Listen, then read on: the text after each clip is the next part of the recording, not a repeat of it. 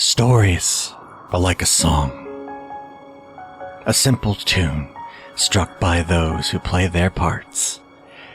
Elders, they provide the bass line, a chord that is rung out since their birth. Most people are a melody, sweet, vital.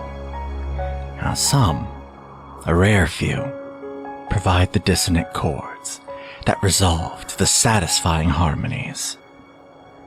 These are the tones that end one story and start the next. History, though, the story of the world? Well, that, my friends, is a symphony. And at the end of the day, there's a question you gotta ask yourself. Who or what is the maestro? Hello, and welcome back to Another Path. My name is Chase, and I remain your GM. Today, the surveyors get a little bit of downtime and get to take care of some personal projects. And we meet a new friend. Thank you to our backers, Patrick, Carl, and Joel, for their support. If you like what you hear, consider donating to us at patreon.com/ghostlightmedia, and maybe try checking out some of the other shows on the network. With that, sit back, relax, and enjoy your trip down another path. Hey, so, okay, total tangent, but because of the weirdness going on with Doctor Who right now, Cassie and I have been having this conversation. I want Maya Hawke to play the Doctor. Yeah. I don't even watch Doctor Who, but yeah, that rips. I want Maya Hawke to play the Doctor, and I want Joe Keery to play her hapless companion. Yes. The other thought is that both Maya and Joe Keery are companions, but it's just their characters from Stranger Things. Oh my god. I believe that happened. Like, in fiction, yeah. They went on a Doctor Who trip at some point. Yeah. No, it was great. Yeah, 100%. But do you think they're ever going to make the Doctor ginger? No, they can't do that. That's a step too far. Like they have to okay, but my actual pick for like next Doctor is Rupert Grint. Let's give Rupert Grint something to do. Then he'd be ginger. Exactly. It'd be great. Anyways. Time marches on, even if there is not much to fill it. After your adventures in Sloktor, there really isn't much to be done in the meantime. You were warned that this might happen. A large portion of what you are doing is reactive rather than active. And as you wait to hear from on high, you all have a little bit of time to tend to what you find interesting and chase down leads that you are curious about. Harper, you had mentioned that you were interested in running a diagnostic on Ignis. Go ahead, give me I'm going to say an Arcana check at advantage because you built Ignis. If you want to make an argument for another skill, I would certainly entertain it. I would take like a tool proficiency just because I have like an expertise in that. And yeah, this is go for it. Very tools focused. For sure. Okay. So that doubles my proficiency. So I have 13 to this. Mm-hmm. So... okay, so here's the thing. I rolled a 5. Uh-huh. But plus 13 is 18. Mm-hmm. And then I will Flash of Genius myself to make that another plus 5, which is a 23. So I rolled a 5 and I get a 23. Incredible. This is high-level D&D, folks. Yeah. It takes you the better part of a day, I feel like, to really do a thorough, especially without taking Ignis, fully offline, and you're just kind of going through the process. Yeah, I set up his iPad so he can watch YouTube while I do this. He's a big Lindsay Ellis fan. No, it's like cat TV, where it's just like it's just a video of birds just flying. God, that's perfect. You do a full tear down, build back up, figure out what's going on, and everything is working perfectly as it is. The only thing that could be the problem is the shard. Yeah. The core is starting to have an effect on that spark of creation that is within Ignis that drives him forward, that piece of magic that you coaxed out of you over months and months and months is starting to be changed by the presence of a shard of archdemonic power. Can I infer at all in what way? Like, what is the... I can see that there is an effect. Can I discern what that effect is? It is ongoing. It is hard to tell. As of this point, what you can tell is that it is making Ignis more willful. And that is the only change that you can see at this point, is that Ignis, if you direct him to do something that you want him to do, he might not do it. Does it seem like it is harming him? Not in so many words. Everything seems to be working appropriately. His personality seems fine otherwise. It's only been a couple of weird moments here and there. And I mean, who doesn't have their off days? Yeah. As far as you know, this change could have been coming down the road for him in any case. It's just... That's fair. Ignis is a new type of creature, as far as you're aware. Yeah. All right, so... containment of any kind, long-term or otherwise, doesn't seem super viable unless I suddenly come up with a new material substance that can block demon magic. I go down to the front, in front of Ignis, and I do that little trick where I magical tinkering some of my equipment to say, like, yes, no, maybe, like, so he can, like, loosely communicate with me. Yep. And I just want to check in with him. It's like, Ignis, I just wanted to...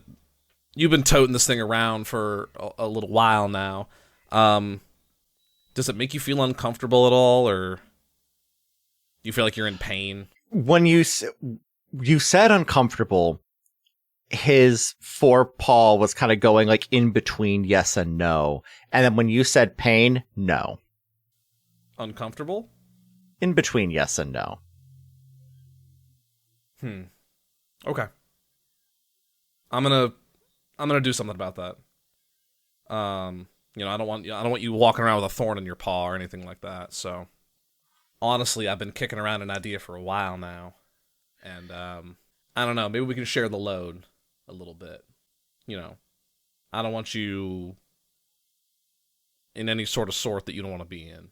Puts his paw out to yes. I love you, buddy. Head directly into your shoulder. Ah, fuck! Ow.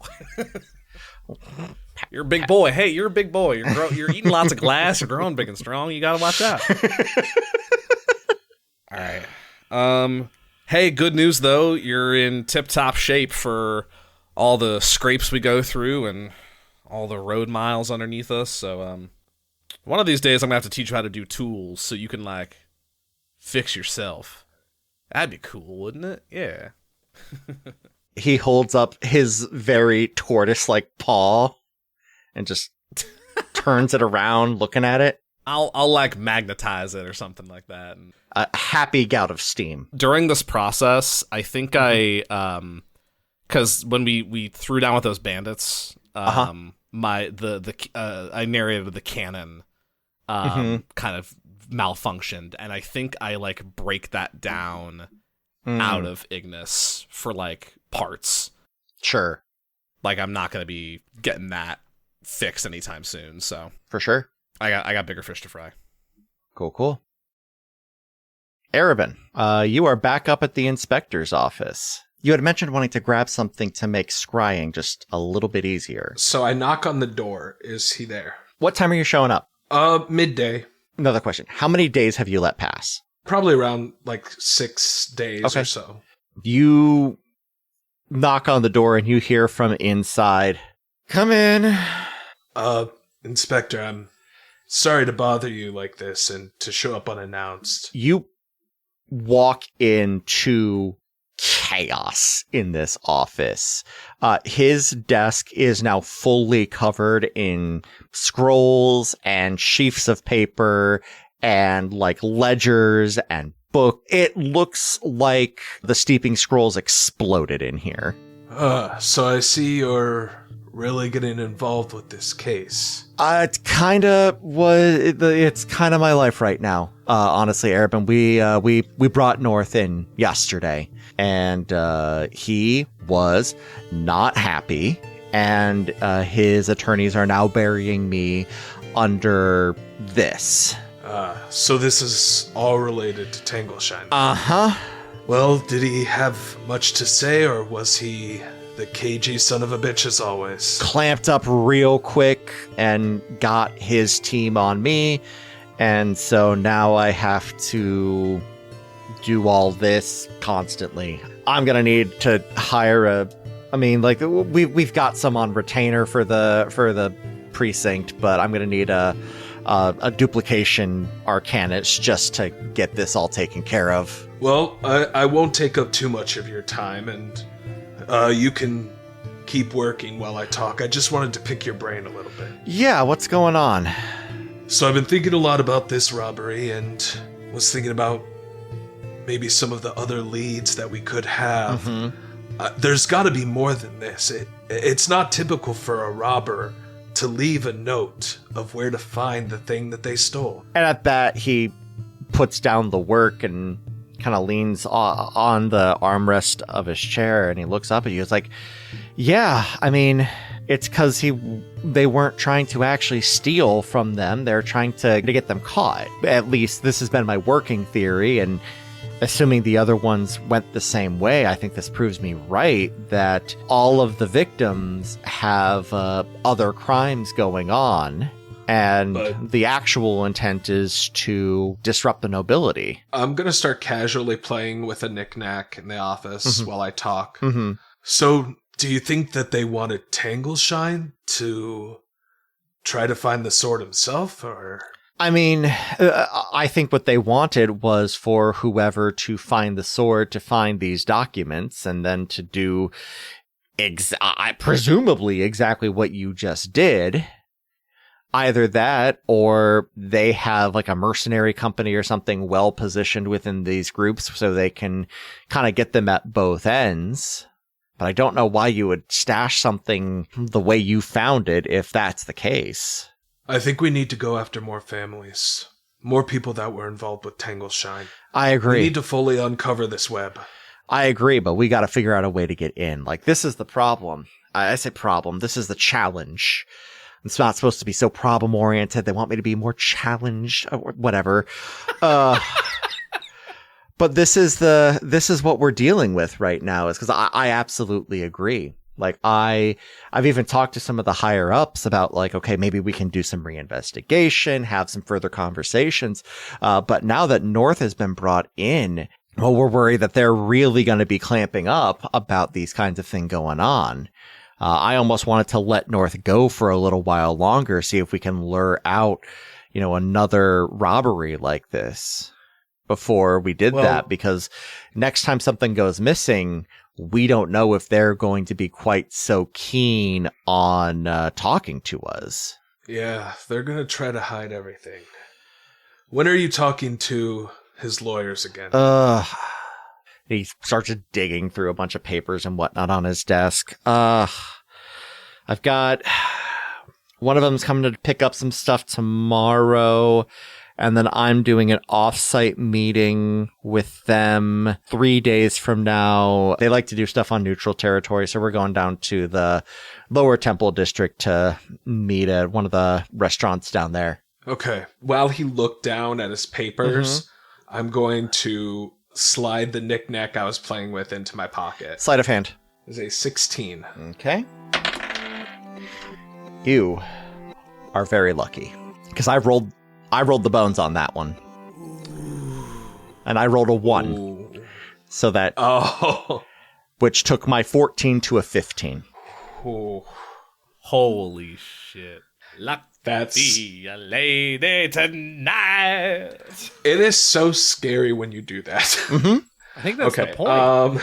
Yeah, no, like, hey, I built a cool narrative tool for me to use whenever I want, basically. Yeah. Because I've been letting those go for almost a year now, maybe more than a year, come to think of it. Well, I should let you get back to work then. If you Want any protection when you're about to go to that meeting? You know where to find us. Actually, I wouldn't say no if you wanted to come on down. Like I said, we're meeting. It's lunch 3 days from now, down in the lower Temple district. I'll send you a message with the tavern name once I've got it. Absolutely, I'd love to be there. Great, thank you. Of course. Get some sleep. I'll sleep when I'm dead. That's what they all say. I walk out of the office. Mm-hmm. All right.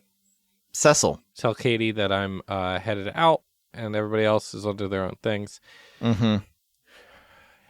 Make it a couple of blocks, duck down an alley, and I'm going to change physically into the young human.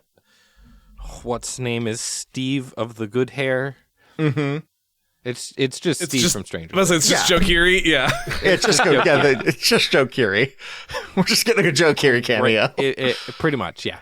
Trying to be as nonchalant as possible, and probably does this every other day. Mm-hmm.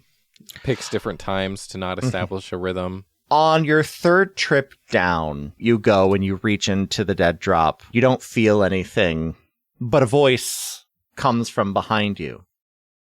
Well, that's interesting. And you turn around, and you see Karma Oakfell, the tarot reader from the party. Hi. Do I... Steve, hold out my other hand. Really now? Steve? Yeah, Steve. And she just looks at you. She shakes your hand, and you feel her hand ripple under yours. Cool trick. I got gray hair, too. And I shake the hair, and it just gets slightly longer. Mm-hmm. That you do. I put the dead drop back, put the stone back, turn around. My shop is just over here. Why don't you come with me? Sure. Sounds good. And she leads you to her shop, her office, her dum sanctorum. It looks like a psychic's workshop, from our world. Beaded curtains, lots of draped fabrics, lanterns with low candles burning. She invites you to sit on one side of the table, and she takes the other and steeples her fingers. Still looking like Steve. Uh-huh. Well, you see, this is just awkward now. She sits at you and just keeps staring. Karma, I think you told me violence was coming. I didn't think it'd be from you, though. It's not from you, right? It's not from me. Okay, good. That's great. Interesting, though. I haven't given that particular fortune to many folks recently. I believe it. So, are you going to tell me who you are typically masquerading as? Or are we just going to do this back and forth thing for a while where we're very coy with each other? Did you find my message? Of course I did. That's good. But I had to leave it there just in case. We're still putting the pieces back together, you understand? No, I don't. I don't know what's going on down here. It's been a minute. It's been some time, yes. And she ripples and takes the form of a changeling. Kind of looks around. Seems pretty... So does it feel like we're alone? Oh, very much. Okay. Cecil's form ripples back to Cecil. Mm-hmm. And then back to Steve. Gotcha. Interesting. It is, isn't it? So I can't look like that here. Mm-hmm. And she takes the form of Karma once again. Good tarot read, I must say. You're good at this. It comes with honesty. How long you been here?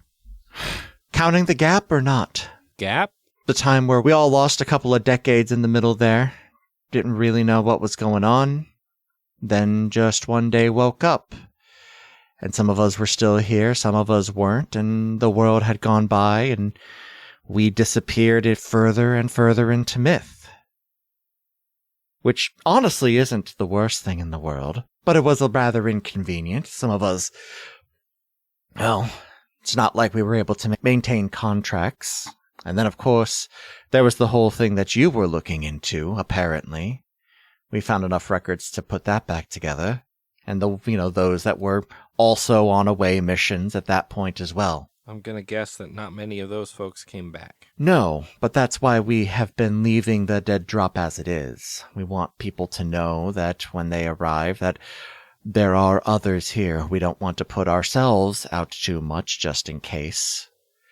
But the fact that you have yours there, Puck, makes it so that we can keep an eye on who is continuing to come and go. How many are there left? Us? About 30. That's somehow more than I hoped for and less than I expected. Huh. We were never a large group. No. But here's the interesting thing. This is the thing that I haven't put together yet. Why not you? Why not me what? Well, by the way you're talking, when I described the gap, you were confused. Which means whatever happened to me and the rest of us didn't happen to you. Oh, boy. How long you got, Karma? She snaps her fingers and the open sign in the window flips to closed. Rest of the afternoon. Okay, Karma. So, Are you Karma, or would you prefer something else? Karma is fine. It is just as good as Cecil is for you, but you may call me Elida, if you would like. Elida. I'm told I am Puck. It is nice to meet you. Likewise. How much do you tell her? How much do I tell this woman? Oh, boy. Can I make an insight check? Go ahead and roll.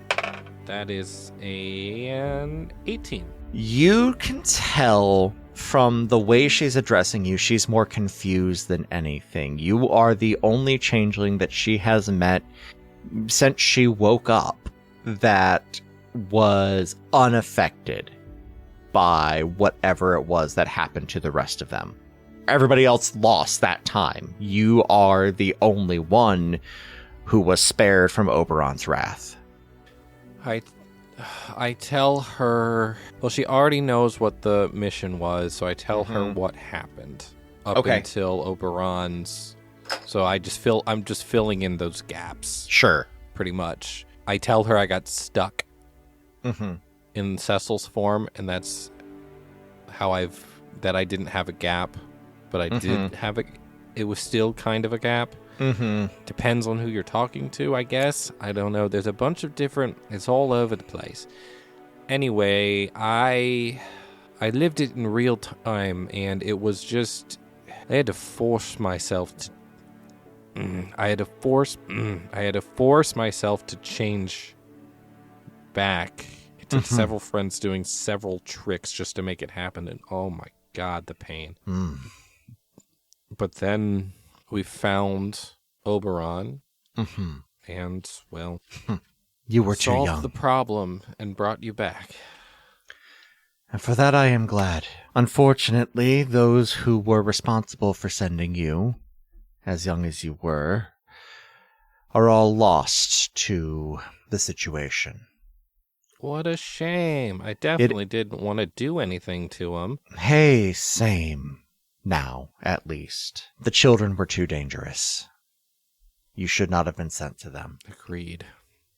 But this is where I'm at now, and this is what we're doing. How can I help? Give me some time. I will let the rest of the survivors know. Our old haunt has been abandoned in the time. Most of us ended up in the caverns that network underneath the city in our absence. And then when they woke up, we've began to recollect ourselves out here in the sprawl. So there's a bit of a community of us. We're trying to navigate our homes a little bit closer to each other so we can at least have that community again. But sure, yeah, that would be nice. In the meantime, I'll let them know what's going on and let them know that we've made contact with you, and we'll go from there. Okay. I don't know how much help I can be, but I am uniquely positioned. We'll figure it out as we go. Thank you for reaching back out. There's so few of us left. I've lived more life as a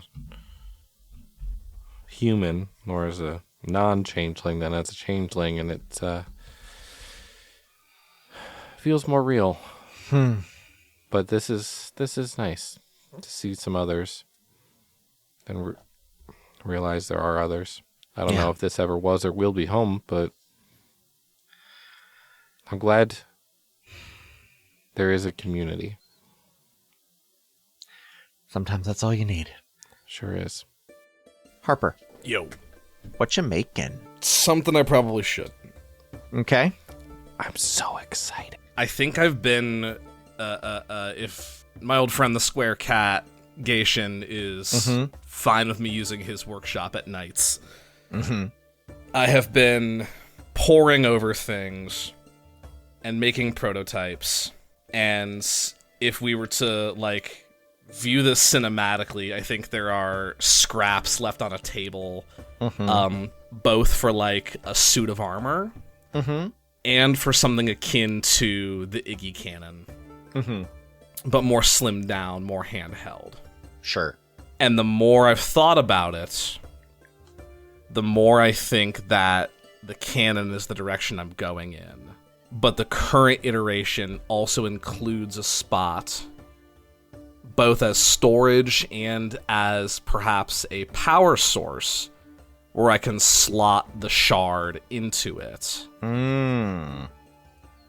So that it can be contained in some mild fashion. I know I'm not going for I'm never going to achieve full-scale containment with what I'm making at this scale. Sure. But I can make something that'll do in short bursts, and I can unload it from Ignis and pop it into here when I need to. The pipe dream is that this thing functions purely under mechanics on its own, but is enhanced by the shard. If it doesn't work without the shard, that's a concession I'm willing to make as I'm prototyping.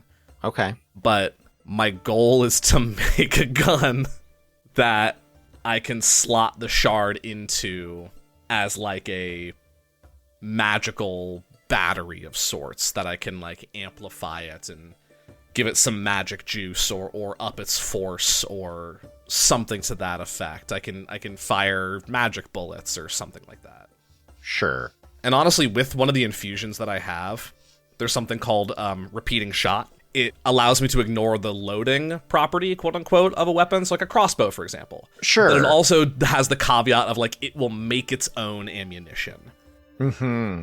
My idea is that I can slot this into the pistol, turn on repeating shot, and then it will just generate its own magical shots. Gotcha. Okay. So that is what I'm working on, and I Harper probably tries to evade Cecil as much as she can, because she doesn't want them to know that she's working with the shard. But this is also Harper v. Cecil, and Cecil's gonna worm their way along one of these days if they want to. Harper can't, deflect that forever. Sure. So Ryan, I leave that to you if Cecil ends up finding my haunt or anything like that. I think that there's one night. I think there's several nights that go by of, we go out to a karaoke bar, or we stay in and we do this, or we go as a group and do this. And Harper has begged off several nights in a row, to go work at the forge, and then finally at one point, Cecil's just presses the point on keeping Harper company. It's a fresh set of eyes on whatever you're doing. I know back home you'd have, Meredith and whoever else to look at things, and You're gonna get lonely over there. Come on, I'll spend the evening with you. Yeah, I think it's really a won't take no for an answer kind of thing. And Cecil doesn't know there's a shard. yes, Cecil suspects. And Harper is very much like, once we get there, she's kind of looking for odds and ends to clean up, and she's so close. It's the dueling forces of not wanting to blurt this to Cecil with the need of, I'm so close to being done with this, I need to get my hands on it. And I think eventually, like, after sweeping the forge floor for the third time, she just kind of breaks a little from that and just goes, Cecil, Yes, Harper. Are you going to tell me why we're actually here? Or are you going to pick up that spring for the fourth time? Hey, I was gonna own up to it if you just gave me a damn second. Uh-huh. You know I'm a shit liar. I'm aware, yes. Cecil looks over to Ignis and goes, Ignis, what is she up to? It's good, isn't it? Nods. I don't know if you're going to be very cross with me or not, and I'm prepared if you are. Well, you made life out of metal. I just want to see what miracle you can come up with next and see if I can help you do it. Harper elbows the spot on the shell. The shell flips up. She hops inside and pulls out the mini box and sets it on the ground, or on a table, and finds her working draft that she's been building off of for her blueprints and her schematics, and lays it out on the table and goes through the explaining process of everything. And if I've done everything correctly, and I've got the theory right, then the shard can power this, and it will be pretty damn potent. Cecil has sat still the entire time through and hasn't taken a single note and is just listening. And then we come across things like the warden or whatever's living below this city, and who knows what else is going to cross our path. I have more of a solution than just running full tilt at it until my armor collapses. Because we keep finding ourselves up against stronger and stronger things, and one of these days my armor's not going to hold. And then what am I? I'm a halfling with a stabby stick. And what good is that? So, I don't know. I think the mechanics work that if I can miniaturize the cannon, and I can hold it in one, maybe two hands, and the shard gives it the punch that it needs to actually be something. Will you be able to use this weapon without folks knowing you're using a shard? Are you able to just mask that somehow? I gotta put it there's the spot right here where you can kind of slot it into. So, it takes a moment or two to, slot that in and get it working. But from the outside, it would be concealed. It wouldn't be plainly visible. Not saying it wouldn't have that stink on it, but it's been contained well enough in Ignis that no one's really caught wind of it so far, All right, then. Cecil draws their wand, stands up. Oh, God, you're going to kill me. I knew it. I'm sorry. walks to the door. Oh, God, Cecil. No, I'll stop. I'll burn all the blueprints. You don't have to do this, man. Goes outside, draws an alarm spell, comes back in, shuts the door, draws another alarm spell, turns back to Harper. I trust you, Harper Talk. If you think this needs doing, this needs doing. I fear I've hit a wall, right? Okay. I fear that my brain's only so big, it can only come up with so many ideas. I fear I've kind of run out of them. And I gotta admit, Cecil, even thinking about using this thing, taking me a long damn time to even come up with the gumption to think about using this thing, because it feels wrong. It feels like I'm cheating, because I didn't make this. I found it. We found it. And sure, it's kind of the fruits of my labors, but it still feels like I didn't need this thing to make Ignis. No, But Ignis nearly damn near well and died. Ignis wasn't trying to fight world-level entities and villains that are trying to take down cities. When Ignis was moving your tools back and forth and being a portable workstation, that was one thing. Yeah. The things that we have to deal with now are only going to get worse. They're not going to let me go back to a desk, and you know they're not going to let you do it either. We're going to have to keep fighting and dealing with larger and larger issues. Build the damn thing, make it work, bend it to your will, and then call it whatever you want to call it. You made it. To hell with the pieces. I just hope I don't live to regret it, is all. No, Harper. I hope you do live that long, that you have regrets. That's a blessed life, because I can tell you I've got plenty of those regrets. That's the way it is. Harper swipes her magic screwdriver off the counter, flips it in her hand, and it becomes a set of like fine, very small, pointed tinker tools. And rummages through the portable basement where she's been keeping all of her prototypes, and pulls out a half-made hand cannon of sorts, and puts on some magic oven mitts and grabs the shard, slots it into place, and keeps working. Plus, I can make people forget some things now. I've got Oh boy, howdy. I can if something goes wrong or bad, I can help with that and maybe modify what people remember. Also, I figured out how to do this, and I cast a spell on myself, and then I point at Ignis, and he takes off into the air, up and down, flies around the room, set him back down. Then I point at Harper, and she goes up into the air, flies around. What the hell?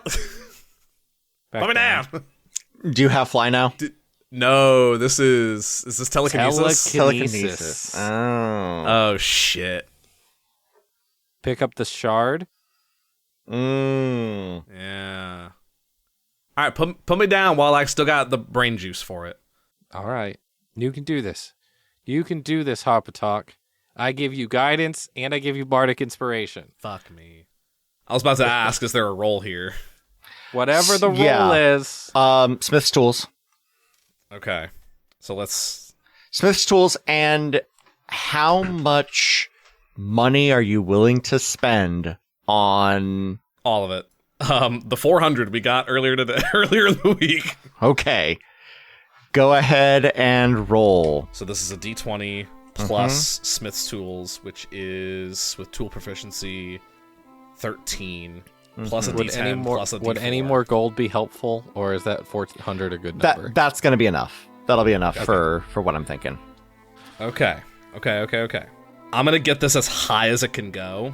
Go for it. With a flash of genius. Because, I mean, what is Harper in her moments of insane craftsmanship if not experiencing flashes of genius? Correct. Would anyone like to take a guess?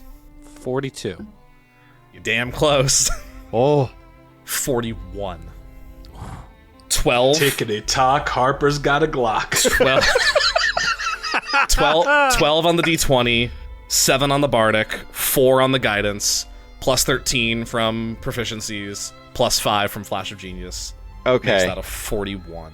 41. Phenomenal. So what I am doing, for full transparency, I pulled up the 5th edition firearm stats, and I am essentially, based on that roll, I had in mind a couple of permutations that this could roll out, and you have sailed past everything that I was going to be doing. So congratulations. This thing is incredible. What you make is basically a revolver. That has a spot on top where you can slot and unslot the core, or on the back, however you want it to be positioned. I was thinking of it like in the handle. Oh, sure. So almost like on a traditional firearm, where like the pistol, the magazine would slot into a pistol. Sure. Like, the core slots in from the handle in. So it's in, like, the core of the machine and is powering Absolutely. it. Perfect. Yeah. I love that. That is going to be normally. So your normal revolver stats are, it is a 2d8 piercing weapon, and range is 40, 120 with reload after 6 shots.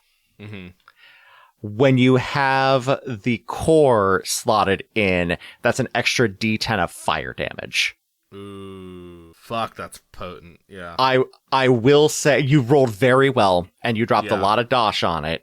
Yeah. And when you slot the core, it is obviously powerfully magical. 100%. You slot the core in, it is glowing like red and black. It's like dripping that that awful infernal fire. Great. So it is truly like, oh, I have the fucking devil weapon here. Because you rolled above a fucking 40 on a d20, I'm going to give you a choice. I'm going to give you a choice on this one. Uh-huh. You can keep that d10. Yeah. Or you could bump it down to a d8, use some, scrap black steel to create a stronger containment, so that any ill effects that may hit you while you are wielding this thing or carrying it on your person are mitigated. I'm going to do the containment. Okay. So I'll bump that down to a D8. Yeah. Cecil smiles and nods. Yes. Harper, you finish this genuinely beautiful piece of work. I think it's a little big for her. Like, she can still hold it outright with one arm, but like it's got some heft to it. The recoil on it is gonna be brutal. You're gonna have to practice with it, and it does make a lot of noise, so finding a place to practice with it's gonna be interesting. But no, this is it's a hand cannon. It's a hand cannon. That's what it is. Yeah. I think the last thing we see is Harper branding her maker's mark onto the grip of the pistol. Arabin, 3 days pass after your engineered run-in with Inspector Absalom, and you find yourself heading down to the lower temple district. You are directed to go to a little cafe-type place called Toad in a Hole. Good. Love it. It is so cute. Like, it is obnoxiously just adorable. Like, it is a full-on, like, tea shop. But as you are walking down there, go ahead and give me a, call it a perception check. What a time. That is a nat 20. Phenomenal. There we go. Here's a listing of all of the different temples, shrines, and churches that you encounter as you are walking down. In no particular order, except for 2, which will make sense. There is a Temple of the Swarm, which you'll remember is Brother Lobazon's church. Woo! You see a collection of shrines of the virtues that are all kind of gathered together in an outdoor location. There's a Church of the Earth Mother, a Church of Amareya Dejani, and interestingly, separately, there is also a temple to the Silver Saint. And you will know that the Silver Saint is a saint of Amareya Dejani. And it does kind of strike you as a little interesting that those are 2 separate locations. You meet up with Inspector Absalom, and you also meet up with the attorney for the Tangle Shines, a young woman by the name of Layla Hall. I say young, she's in her mid to late 30s, human. She doesn't seem taken aback that the inspector has brought somebody else. She greets him, and the 2 of them just kind of go back and forth on the sundry paperwork and whatnot that needs to be done. Vincent passes off a ton of stuff to her. And she hands a scroll case to him. This should be the last bit of the records that we need in order to make sure that we have a complete understanding of what happened. Now, just to be clear, the ally was not recovered. No, it wasn't. It's something, I don't know, some kind of weird magic with it and the warden. So these things happen. Yeah, I can speak on that if you would like me to. How so? Well, we believe that ally, the warden, was its first victim. And we believe that when slaying the warden again, with the sword, that is its last victim. And it ceased to exist, as far as we can tell. I'm sorry, hold on. Were you there? I was. Vincent doesn't say anything. The attorney Hall looks back at you. Okay, interesting. Magic does tend to like those poetic moments, but it's odd that a blade that, while it may be its first victim, or at least its first storied victim, it's odd that it would just disintegrate like that. I will have to speak to some of our arcanists about that to verify your story, you understand. But interesting. Good to know. May I call upon you should we need further information, Mr. Cronin. Excellent. Arabin Cronin. A pleasure. May we call upon you? Sure. Excellent. Thank you. I'm sure we'll have questions going forward. I'd be happy to answer anything. I have nothing to hide. Deception check. Just in general, too. Like, you've got a lot of things to hide. Yeah. As a 22. Excellent. My guy. She nods, gives you a bit of a side eye, but doesn't say anything further on the subject. Right. Well, thank you very much for your assistant, Inspector Absalom. Pleasure as always. And he nods back at her. And you as well. If there is, of course, anything you need, we are happy to provide assistance. And also legally obligated. Question, was she there with a team, or was it just one person? Just her. And unless there's anything else, she is going to take off back up towards Basilica, and you and Vincent have a moment.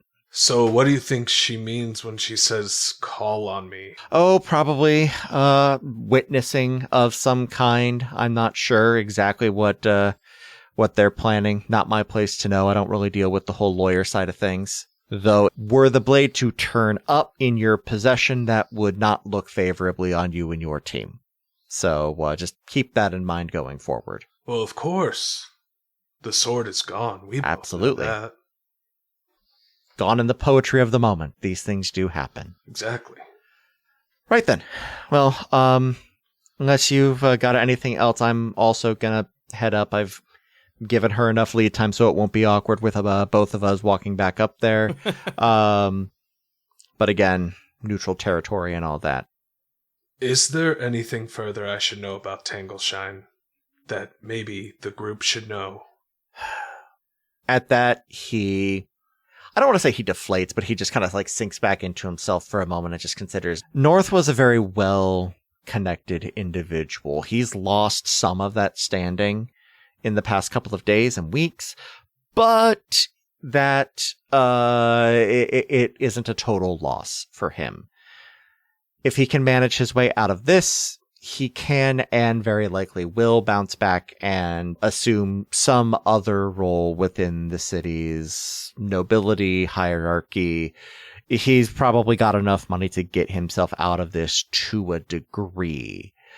Not all the way, though. He's gonna hurt no matter what, and he certainly won't be able to operate a business like he has been. But I would, if I were you, be very, very careful moving forward regarding any particularly of the merchants.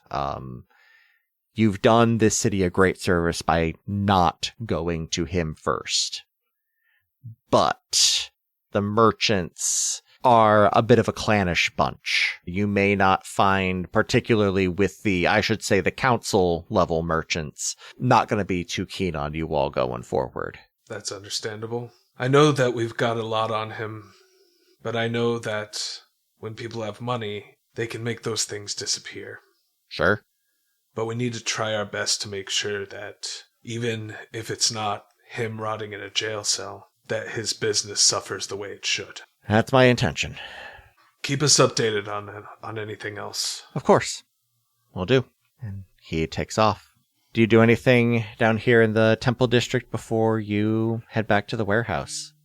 I'm going to make a quick stop over at the watch shrine that I passed. Sure. And I'm just going to scribble a note saying, if you see Nyx, we'd like to know what he's up to. And I set it ablaze to the shrine. It burns.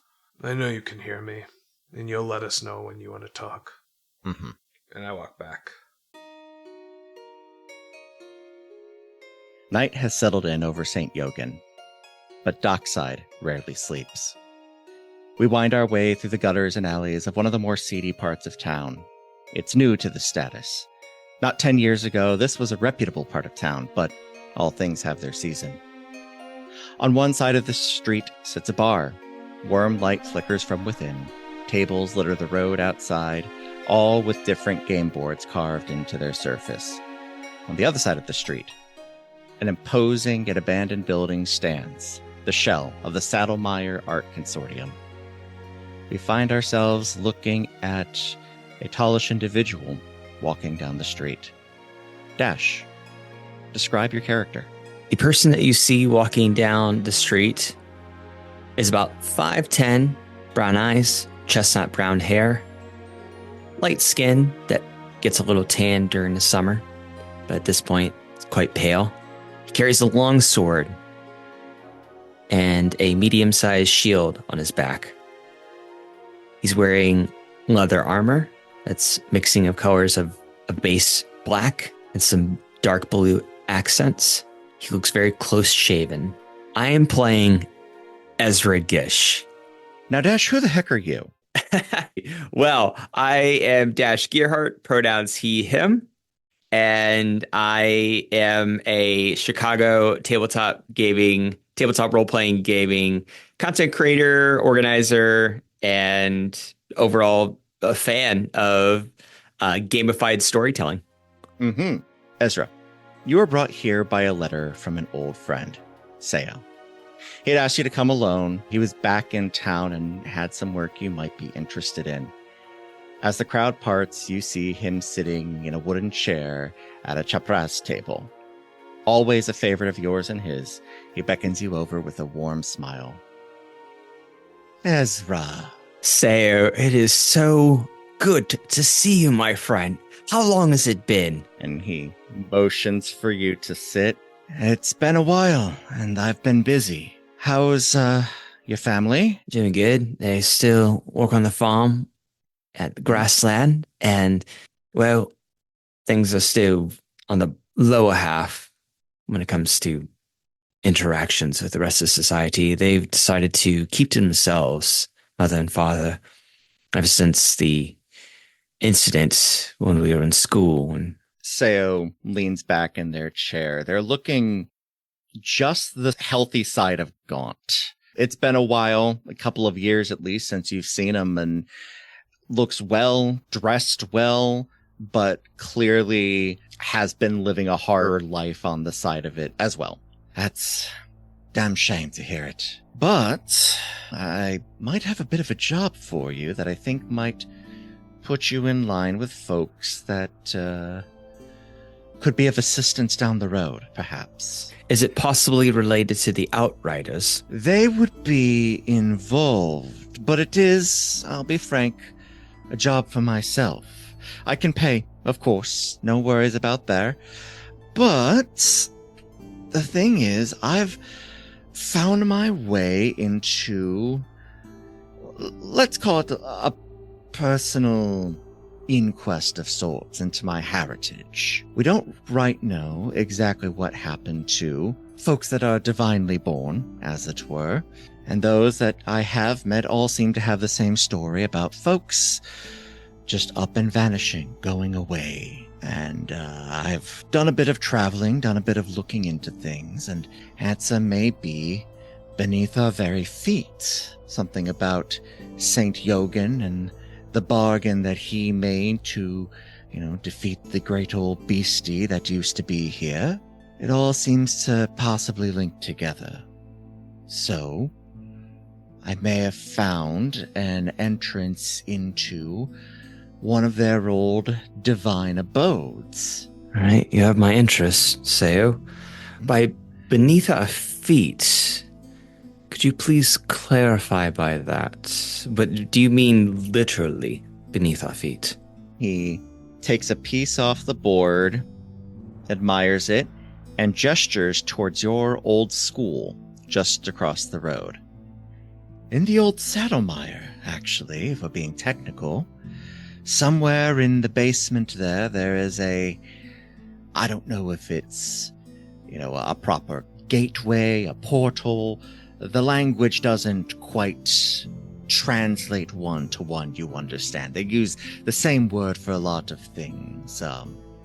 In any case, there is an access point to wherever it was they resided, somewhere under there, built into the school itself somehow. No one's been in there in at least 5 years, maybe more, and even then it's not like we were allowed free reign down in the basements. So who knows what could be down there? But I imagine something that old would be difficult to remove, so we're gonna go check it out.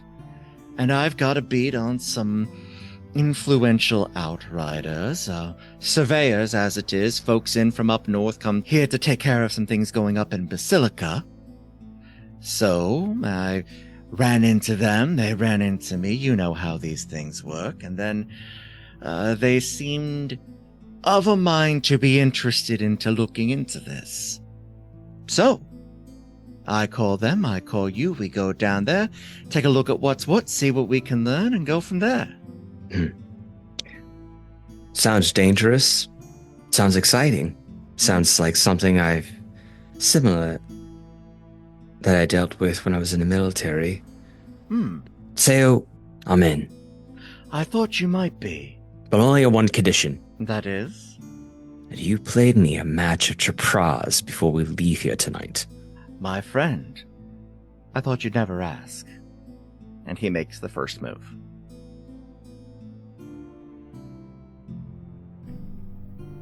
Thank you for joining us here on Another Path. You can find our website and merch store at anotherpathpodcast.com and our network at ghostlightmedia.net.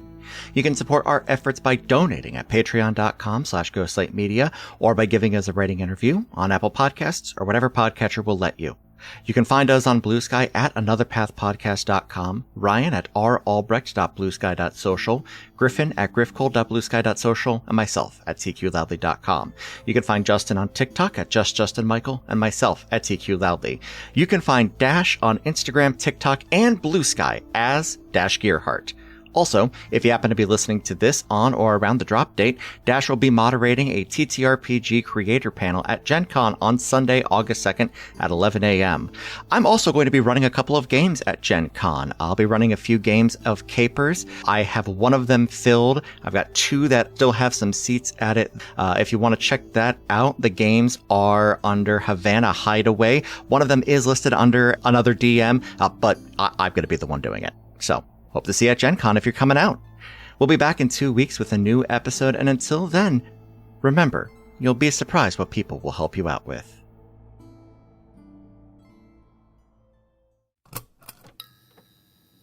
This has been a Ghostlight Media production.